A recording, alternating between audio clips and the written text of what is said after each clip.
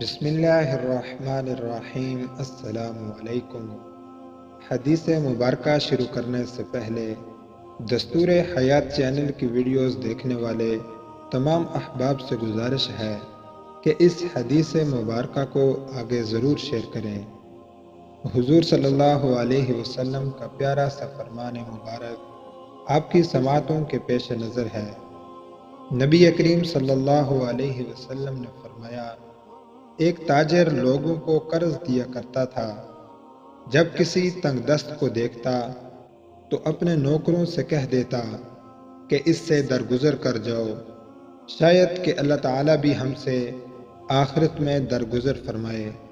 چنانچہ اللہ تعالیٰ نے اس کے مرنے کے بعد اس کو بخش دیا۔